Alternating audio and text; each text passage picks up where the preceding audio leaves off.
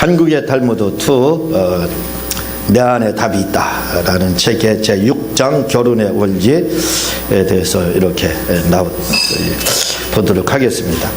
결혼에 대해서 이제 결혼을 어떻게 해야 되느냐, 어떤 사람하고 결혼해야 되느냐 하는 그 부분에 대해서 말씀을 드리려고 합니다. 물론 다 결혼을 하셨기 때문에 세상 말씀을 드릴 필요가 없겠지만, 그러나 또 우리의 자녀들이 있잖아요. 자녀들을 위해서 좀 알 필요가 있고, 그리고 우리의 자녀들을 부모는 행복하게 사는데 자녀가 불행하게 산다면 그보다 비참한 것은 또 없습니다. 그래서 부모도 행복하게 살아야 되지만, 우리도 행복하게 살아야 되지만, 또 우리의 자녀들이 가정을 형성할 때 어떻게 하면 좋은 가정에서 행복하게 살게 할 수 있는지, 그걸 좀 자녀들에게 우리가 가르쳐 줄 필요가 있다 이거죠. 그래서 결혼도 방법이 있습니다. 원리가 있다 이거죠. 그래서 그 원리에 의해서 우리가 결혼을 해야 됩니다. 그 중에서 첫 번째로 결혼은 중매로 하라 이렇게 말하거든요.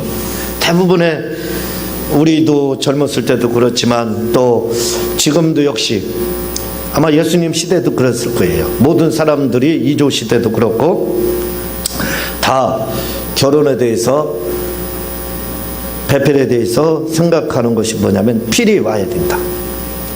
그렇게 아마 이야기를 많이 할 겁니다. 어떻게 필요 없이 결혼할 수 있느냐? 그래서 중매나 또는 누가 만나게 해줘가지고 결혼을 하는 것은 아주 잘못된 거다. 이건 수치다. 부끄러운 일이다. 그렇게 생각하는 사람들이 많이 있습니다. 또 드라마 같은 데도 보면은 부모가 또는 또 좋은 친구들이 만남을 주선해서 이렇게 하려고 하면 다 뿌리칩니다. 아닙니다. 나는 내게 맞는, 내가 좋아하는 여자나 또는 남자와 결혼할 겁니다. 어떻게 느낌이 없이, 어떻게 필요 없이 결혼할 수 있습니까? 대부분 그렇게 말을 한다 이거죠. 그건 그 당사자의 입장으로 볼 때는 맞는 말입니다. 그렇죠. 뭔가 감정이 있어야 되고 느낌이 있어야, 그래야 결혼을 하면 해야 되는 것 같고 또 행복할 수 있다 이렇게 생각을 한다 이거죠. 그런데 성경에서도 그렇고 특히 이 솔로몬이라는 사람도 아포크라페에 보면은 솔로몬이 지혜가 떠나간 거에 대해서 나오고 있습니다. 솔로몬이 지혜를 받아 지혜왕 솔로몬이잖아요. 그런데 우리 생각으로는 솔로몬이 지혜가 서서히 타락함으로 말미암아 지혜가 떨어졌다 생각하지만 아포크라파라는 책에서는 그렇게 말하지 않습니다. 솔로몬이 바로의 딸을 맞이해서 정치적 결혼이죠. 그러니까요. 그 결혼을 하게 됩니다. 바로의 딸과 결혼을 하게 되는데 공주와 결혼을 합니다.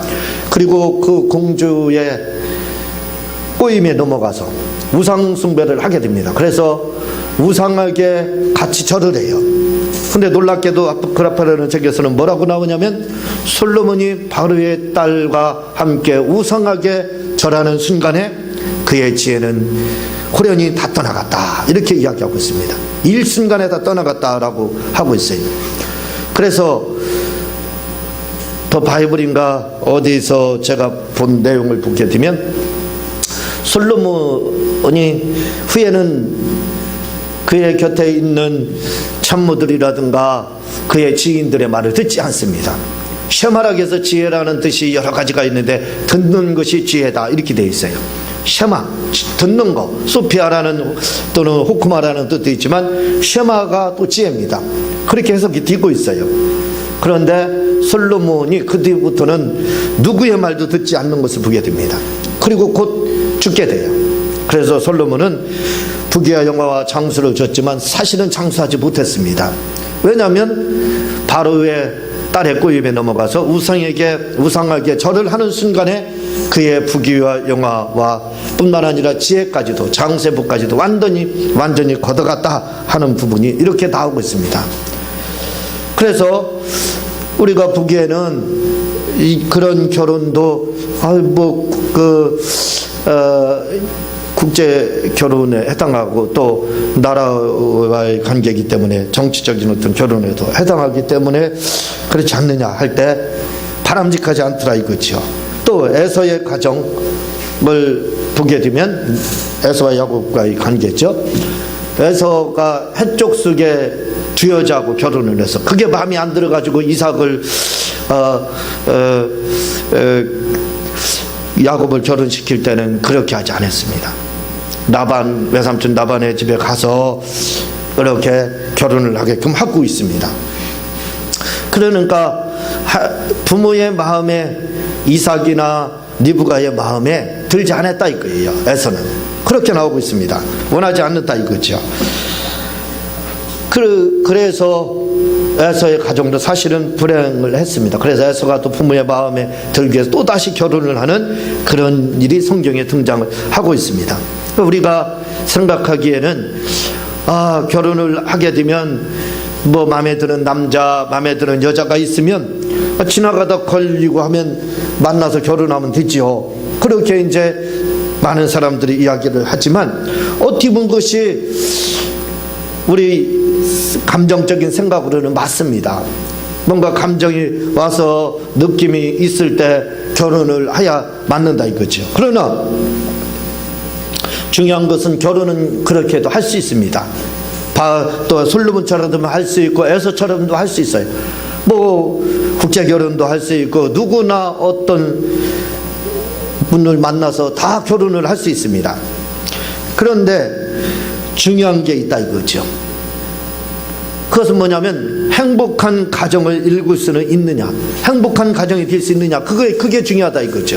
결혼하는 건 누구나 다 어떤 남자를 만나고 어떤 여자를 만나서 누구나 다 결혼을 할 수 있습니다. 그렇지만 그보다 중요한 결혼은 순간이 아니에요. 연애라고 하는 것은 이상이 될 수 있지만 결혼은 현실입니다. 실상이라 이거죠. 그것은 실상입니다. 그러니까 하는 그 순간에는 그것이 순간 찰나와 같지만 그러나 결혼하고 나서 어떤 경우는 120까지 살아야 되니까 약 90년 동안을 같이 살아야 됩니다. 부부가 적게는 한 60년, 우리 교회에서는 적게는 60년이죠. 최악 90년까지는 살아야 됩니다. 그러니까 90년 이상, 왜 120까지 살아야 되는가요? 120까지 살아야 되는데 90년 동안 부부 관계가 원활하고 그리고 행복한 가정을 일궈야 됩니다. 그게 더 중요하다 이거죠. 결혼이야 뭐 그날 하루 날 잡아서 똑딱 해치우면 되는 거죠. 그러나 그렇게 해서 행복하느냐 할 때 그렇지 않은 경우가 많더라 이거죠. 그래서 결혼의 중요한 것은 뭐냐면 연애 결혼도 굉장히 중요하지만 필요해 와서 하는 것도 중요하지만 사실은 제3자의 관여가 있어야 됩니다. 개입이 있어야 된다 이거죠. 저는 그렇게 생각합니다. 제3자의 개입이 있어야 돼. 그래서 부모가 자녀를 소개를 해준다든가 내가 보기에는 괜찮다 해서 소개를 해준다든가 또는 친구가 또는 지인이 좀 너희들은 둘이 아마 잘 맞을 것 같다, 상황도 환경도 비슷하고 여러모로 닮은 꼴이 많다 해서 소개를 해줘서 결혼을 하게 되면 잘 삽니다. 마음에는 들지 않을 수가 있어요. 처음에는 필도 오지 않고 어떤 감정도 생기지 않을 수가 있어요. 그러나 필이 왔던 사람들은 느낌이나 감정은 말씀을 드렸지만 하루에도 감정이 52,000번이나 이렇게 52,000번인가요? 5,000번인가 이렇게 변한다는 겁니다. 수도 없이 감정은 변해요. 그러니까 감정으로 결혼을 했다가는 감정이 유동칠 때는 어떻게 하겠느냐 이거예요.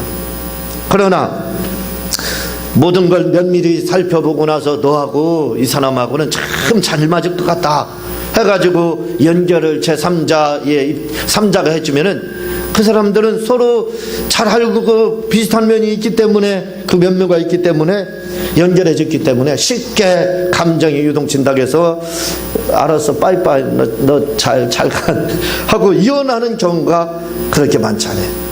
그래서 지금 비율로 보더라도요, 옛날에 부모들이 중매를 통해서 결혼을 한다든가 지인을 통해서 소개받고 한 그 결혼을 하신 분들은 이혼율이 그렇게 많지가 않습니다. 예전에는 다들 행복한 가정을 이루어서 오랫동안 이렇게 살았어요. 그런데 지금은 어떠냐 이거예요. 55%. 교회 믿지 않는 사람들은 55% 정도가 결혼하면 이혼을 한대요. 근데 믿는 사람들은 몇 프로인 줄 아세요? 60%입니다. 믿는 사람들이 더 많이 이혼을 하고 있어요. 왜 그러느냐면 바로 뭔가 느낌이 있어야 된다. 예, 감정이 있어야 된다. 어떻게 감정 없이 결혼하느냐 해서 결혼을 뚝딱 해치우는 것처럼 해치웁니다. 사람이 몇 년 동안은 잠잠하게 숨길 수 있어요. 결혼하기 전까지는 모든 걸 숨길 수가 있습니다. 그래서 오래 교제를 10년을 했던 사람들 결혼하고 나서 깜짝 놀랐잖아요.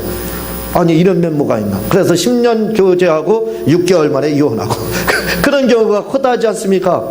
오래 교제할 때는 몰랐는데 결혼하고 나서 다 들통나더라 이거죠. 정체가 드러나더라 이거죠. 그래서 그냥 이혼해 버립니다. 얼마 안 가서 이혼해. 왜냐하면 결혼하기 전에 연애를 한다든가 교제할 때는 얼마든지 자기를 포장 잘할 수 있습니다. 얼마든지 속일 수 있어요. 그렇죠. 좋은 면만 서로 보여주려고 합니다. 그러니까 속일 수 있어요. 그러나 결혼은 실상 현실이다 이거죠. 하고 나면 가감없이 다 보여집니다. 뭐든지. 그렇죠. 그러니까 어떻게 돼요? 그 다음부터는 문제가 되기 시작하는 거예요. 그러니까 아니 이렇던 이 사람이 이런 면모가 더 있나 해가지고 못 산다 해가지고 이제 싸우기 시작해서 결국은 빠이빠이 해가지고 이혼하는 경우가 얼마나 많느냐 이거예요. 감정만 딱 하나 맞는 건 감정 하나만 맞은 겁니다. 다른 건 맞은 게 없어요. 그거 하나만 맞았기 때문에 100가지라면 100가지를 우리가 맞춰서 살아야 되는데 결혼은 이렇게 손깍지를 끼는 거예요. 다 틀립니다. 맞추는 거예요 이렇게요. 그런데 한 가지만 맞았어요 이렇게. 그 나머지는 다 99가지가 안 맞습니다. 그럼 어떻게 돼요? 살 수가 없는 거예요. 감정 하나만 맞았기 때문에. 그래서 살지는 못하는 거예요. 오래 물론 다 그렇다는 게 아니에요. 그냥 제가 볼 때 일반적으로 그렇다 이 말입니다. 왜냐하면 우리가 그렇게 말하지요. 눈에 콩깍지가 껴서 그렇다. 그렇게 말을 합니다. 맞아요. 눈에 콩깍지가 끼면 보이는 게 없어요. 눈에 뵈는 게 없습니다. 그래서 싸움에서 가장 무서운 상대는 봉사하고 싸우는 게 가장 무섭다 그러잖아요. 뵈는 게 없으니까 그러잖아요. 마찬가지입니다.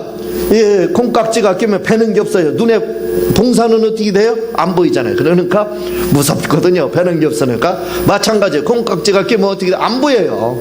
아무것도 안 보입니다. 오직 감정 한 가지만 보이는 거. 나머지 99까지는 안 맞는다 이거죠. 그러니까 결혼은 현실이에요. 나머지 99가지가 그 다음부터 감정 한 가지는 이제 없어져요. 99가지만 부상하는 겁니다. 그러니까 어떻게 돼요? 다툼이 오고 분쟁이 오고 맞느니 성격 차이느니 안 맞느니 여러 분모가 이제 막 등장하기 시작합니다. 그래서 내가 너 같은 사람하고 왜 이렇게 오래 교제했는지 모르겠다 하고 당장 보따리 싸고 집을 향해서 앞으로 하고 가는 겁니다. 그러나 제3자 부모나 중매나 지인이나 친구의 이러한 소개를 받아서 결혼을 하게 되면요, 그렇지 않습니다. 한번 여러분들도 누구를 소개해 준 적이 있을 거예요. 중매를 섰던 경우가 있을 겁니다. 또는 친구를 또는 지인을 이렇게 연결해 줬을 수도 있을 거예요. 한 번 정도는 아마 한두 번 정도는 있을지도 모릅니다. 그런데요, 여러분들이 결혼 중매를 설 때 그냥 아무거나 지나가는 사람 붙잡고 이쪽 지나가는 사람 붙잡고 이쪽 지나가는 사람 붙잡고 그냥 막 부딪히게 해서 결혼하게 합니까? 예, 안 믿는 사람들은 그러지요. 결혼 중매 잘못 쓰면 뺨이 세대고 잘 쓰면 뭐 술이 몇 대고 하나 뭐 그런 말을 하지 않습니까? 안 믿는 사람도 그래요. 그러니까 중매는 뭐예요? 아무거나 너 그래? 너 일리 와. 너 이쪽으로 와. 아무거나 딱 연결시켜져 가지고 너 결혼해 해가지고 결혼시키지 않습니다. 한번 생각해 보세요. 여러분들이 남을 소개해 줄 때 어떻게 했느냐 이거예요. 다 면밀하게 분석을 합니다. 이 사람과 이 사람, 양쪽 두 사람이 있다 그러냐면 양쪽 사람을 면밀히 분석을 해요. 이 사람의 성품과 성격과 환경과 뭐 여러 가지를, 또 이쪽 사람의 성품과 또 상황과 또 환경 뭐 여러 가지를 분석을 해서 맞겠다 싶으면 어떻게 돼요? 그때 연결을 해줘요. 그냥 지나가는 사람 붙잡고 너 일로 와라, 결혼 한번 해가지고. 국제결혼이 그래서 문제가 되는 거예요. 국제결혼은 어떻게 합니까? 돈 몇 천만 원 정도인가 2, 3천만 원 들어가죠. 가서 어떻게 합니까? 사전에 알지도 못해요. 가가지고 한국 남자들이 저 외국으로 나갑니다. 결혼하기 위해서 지참금 가지고 나가요. 그래서 여자들이 미스 코리아 선발하는 것처럼 한 바퀴 뺑 돌아요. 그러면 그 중에서 마음에 드는 사람 하나씩 선발을 해요. 그리고 와서 사는 겁니다. 결혼해가지고. 그러니까 어떻게 돼요? 문제가 심각합니다. 문제가 심각한 거예요. 그렇게 결혼을 여러분들이 누구를 소개시켜 줄 때 그렇게 소개시켜 줬느냐 이거예요. 아마 그렇게 소개시켜 준 분 하나도 없을 겁니다. 비슷한 사람들, 뭔가 맞을 만한 사람들 여러 정황을 살펴본다 이거죠. 왜냐하면 이렇게 중간에서 연결해주는 중매자들은요, 눈에 콩깍지가 끼지 않았습니다. 정확한 생각과 이성을 가지고, 감정을 가지고 제3자 입장에서 정확하게 분석을 한 다음에 맺어지기 때문에, 그러니까 별 문제가 되지 않는 거예요. 탈이 되지 않는 겁니다. 그러나 자기들이 좋다고 해서 딱 만나면 지금이야 좋죠. 연애할 때도 좋고 결혼할 때까지 좋아요. 몇 개월 좋지요. 그 다음은 어떡할 겁니다. 그 다음은 어떡할 거냐 이거예요. 우리가 이삭의 가정을 이삭과 리브가의 관계를 일부 일처제 유일하게 그렇게 되잖아요. 성경의 믿음의 조상들 중에 일부 일처제의 한 사람이 바로 이삭의 가정, 이삭과 리브가예요. 봐보세요. 아브라함이 중매를 어떻게 있었는지 잘 나오지 않습니까? 면밀하게 분석한 후에 리브가하고 탁 맞으니까 그때 결혼을 하니까 어떻게 돼요? 리브가를 이삭이 본 적이 있습니까? 본 적도 없어요. 그런데 중매로 딱 만나게 되잖아요. 그러고 나서 보니까 마음에 서로 싹 들었잖아요. 왜? 서로 잘 알거든요. 중매를 서게 되면 서로를 아는 사람, 잘 알기 때문에 좋은 사람을 거기에 맞게끔 이렇게 중매를 하기 때문에 바로 그런 겁니다. 그래서 저는 물론 연애를 하고 좋은 감정으로 다 만나가지고 결혼을 해도 오래 잘 사는 사람들도 있습니다. 지금 저는 그런 걸 말씀드리는 게 아니에요. 보편적인 걸 말씀을 드리고 있다 이거죠.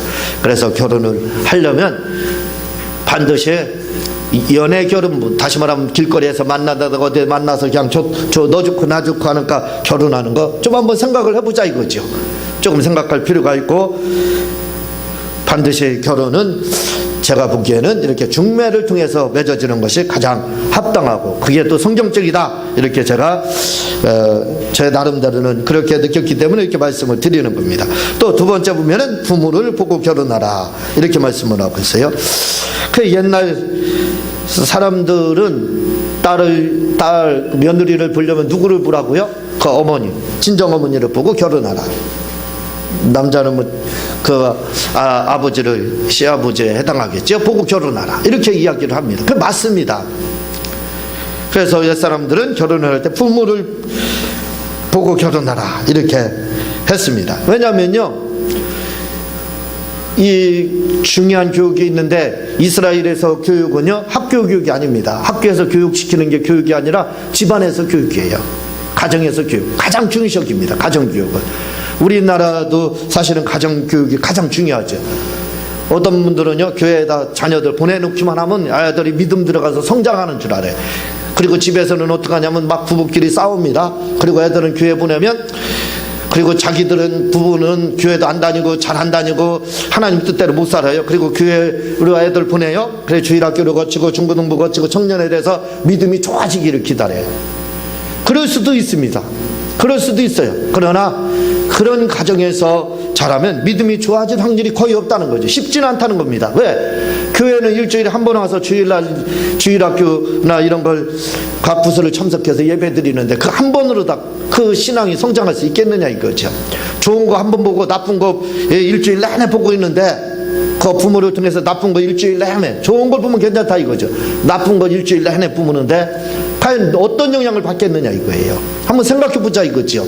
학교 교육도 그렇습니다. 학교에 보내놓으면 학교에서 가르쳐줘요. 학교만 보내주면, 옛날 사람들은 그랬습니다. 지금은 다르지만 우리 때만 해도 저도 그랬어요. 우리 부모님들은 다 학교 보내주기만 하면 알아서 공부 다 학교에서 해주고 공부 다 잘하는 줄 알았어요. 그래서 더 이상 뭐 생각하지, 과외도 아니고 아무것도 생각하지 않았어요. 그러나 학교만 가면 공부 잘해요. 그렇지 않거든요. 마찬가지라 이거죠. 학교만 가면 아이들이 인성교육이, 지성교육이 이루어지는 줄 그렇게 알지만 사실 한번 따지고 보자 이거죠. 그러냐 이겁니다. 아니라 이거죠. 왜?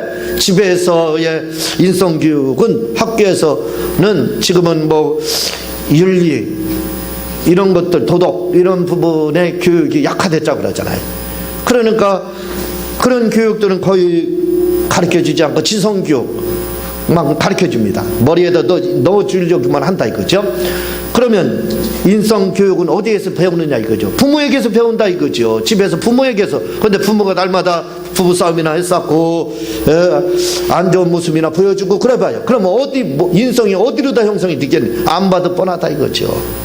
그러니까 부모를 보면 자식을 자식을 알 수가 있습니다. 부모를 보면 그 자식이 어떤지를 우리는 짐작을 대부분 한다 이거죠. 그러니까 옛날 사대부집에서는 결혼을 시킬 때 아무거나 하지 않고 그 부모들 보고 맺어지게 한 거예요. 그게 중요한 겁니다. 그래서 결혼을 하게 되면 부모를 보고 하는 게 중요하다 이거죠.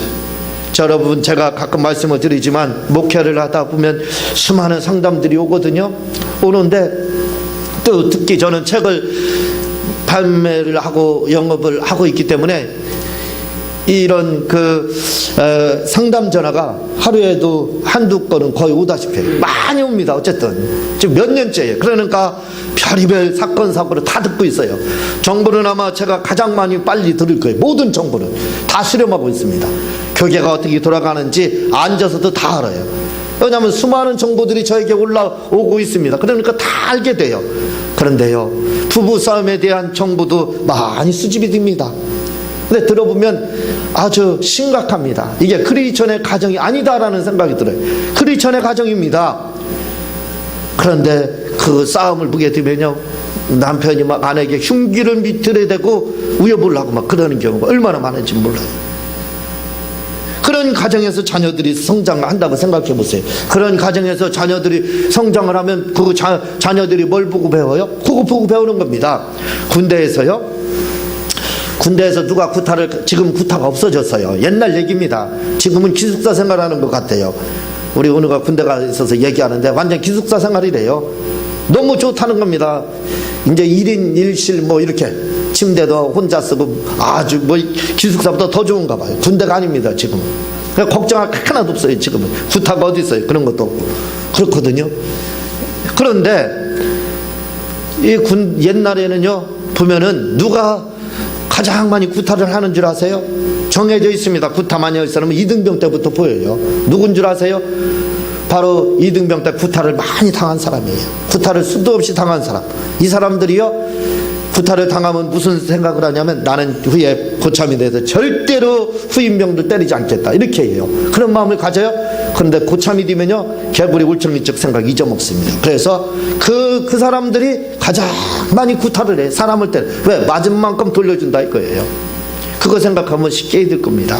그러니까 우리도 그래요. 그런 부모 날마다 부부 싸움하고 막 흉기 들여대고 하는 그 가정에서 생활했던 자녀들이 뭘 보겠느냐 이거죠. 그거 본다 이거죠. 그래서 잘합니다. 잘하면서 나는 절대로 우리 아버지처럼 흉기 들이대지 않고 싸움을 그렇게 하지 않은 소리 안 지를 거다. 좋은 아빠가 될 거다. 물론 그럴 수도 있어요. 그런데요 대부분의 말씀드렸듯이 구타를 하는 사람과 똑같이 뭐 그걸 보고 자랐기 때문에 후회해요. 자기도 모르게 그대로 되어갑니다. 후회 자기가 그러고 있어요. 지나고 나면은 자기가 아내에게 그렇게 폭행을 행하고 폭언을 행하고 있는 것을 후에 발견하게 됩니다. 왜 그런 줄 아세요? 보는 게 교육입니다.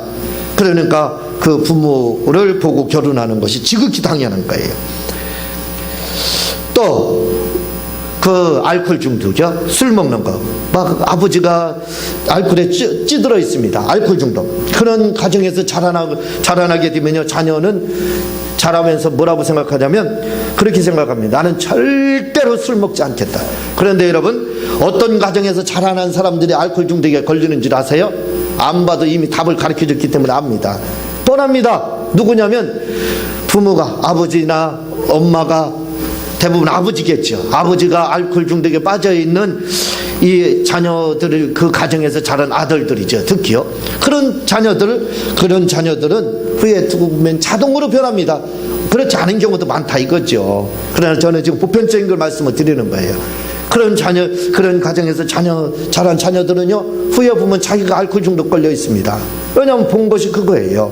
그래서 우리가 행복한 가정을 갖기 위해서는 필요한 것이 있습니다. 그것은 바로 부모를 보고 결혼을 하면 되는 거예요. 그 부모를 보고 결혼을 시키면 정확하다 이거죠. 그리고 한 가지 기억할 게 있습니다. 어떤 분들 결혼을 하기 전에 연애를 한다든가 교제를 할 때 남자가 여자의 뺨을 한 대 때린다 하면, 폭력을 한번 행사했다 한 번이라도요, 그 사람하고는 절대 결혼하지 마셔야 됩니다. 왜냐하면 폭행하고 하는 그 성품을 가지고 있어요. 그러니까 한 번 실수했겠지, 뭐 그럴 수도 있지. 전혀 그렇지 않습니다. 그런 사람하고 결혼하면 해보나 마나예요. 앞으로는 조심하는 연애 기간 동안에도 폭행을 했다는 것은, 폭력을 행사했다는 것은 결혼하면 말도 못한다는 뜻으로 이해하면 됩니다. 결혼하면 매일같이 가정폭력을 행한다 이렇게 보면 돼요. 그러므로 그런 여자, 그런 남자 만나면 절대로 결혼해서는 안 돼요. 술 먹고 알코올 중독, 술 한번 먹고 연애 기간 동안 실수하는 거 보였다, 심하게 절대 하면 안 됩니다. 그게 후에는 평생 매일같이 그 일이 반복된다는 것을 우리는 알아야 돼요. 왜냐하면 한 번의 실수는 그의 본성이 드러나는 거기 때문에 그래요. 그래서 여러분들이 이걸 잘 알고 우리 자녀들을 잘 교육시켜서 좋은 가정을 결혼할 수 있도록 그렇게 하시기를 주님의 이름으로 부탁을 드립니다. 이 시간 제가 기도하고 주님 가르치는 기도로 마치도록 하겠습니다. 하나님 아버지 감사합니다. 우리가 이 결혼의 원리를 잘 알므로 말미암아 우리의 자녀들